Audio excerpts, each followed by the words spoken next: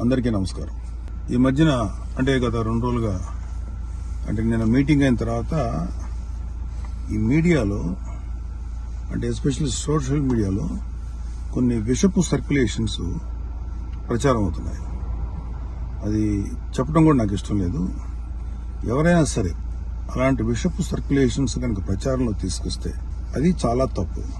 ఎందుకంటే అది Janasena, BJP, TDP కూటమి యొక్క స్పిరిట్కి అది చాలా తప్పుడు సంకేతాలు ఇస్తుంది. అది ఎవరు చేసినా సరే దయచేసి గుర్తుపెట్టుకోండి. అది ఎవరు చేసినా దాన్ని బ్యాక్ వెళ్లి సోర్స్ ఏంటో పట్టుకొని తగిన విధంగా మీకు బుద్ధి చెప్పాల్సి ఉంటుంది. ఇది చాలా కష్టపడి పవన్ కళ్యాణ్ గారు, చంద్రబాబు నాయుడు గారు, అటు పక్కన మోడీ గారు, ఇటు పక్కన పురంధరేశ్వరి గారు బీజేపీ నుంచి కష్టపడి తయారు చేసిన ఒక అద్భుతమైనటువంటి కూటమి. ఈ కూటమి స్పిరిట్కి ఎవడైనా సరే ఎఫెక్ట్ అయ్యేలాగా రాతలు రాస్తే మాత్రం చాలా తీవ్రమైనటువంటి చర్యలు తీసుకోవాల్సి ఉంటుంది.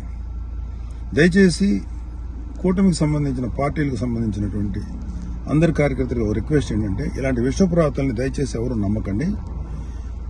ఖచ్చితంగా ఒక మాట చెప్పగలను, ఇలాంటి రాతలు రాయించేది వైసీపీ ప్రేరేపితమైనటువంటి కొంతమంది వ్యక్తులు తోటి రాయించబడినటువంటిది. ఖచ్చితంగా ఈ సోర్స్ ఏంటో మేము కనుక్కోగలుగుతాం. ఎందుకంటే అప్పుడే దీని మీద ప్రోబ్ చేసి ఎవరు పట్టుకోవాల్సిన ఇంట్రెస్ట్ ప్రస్తుతానికి మాకు లేదు, ఎవరు పట్టించుకోం.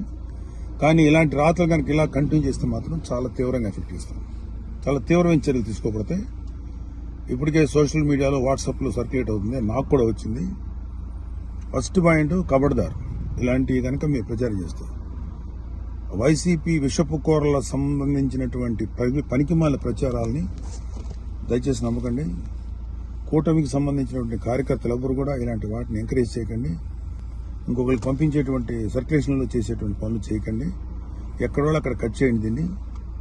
కూటమి స్పిరిట్కి దెబ్బ. ఎందుకంటే ఈ కూటమి 3 నాయకుల కష్టంతో చేసినటువంటి ఒక కూటమి.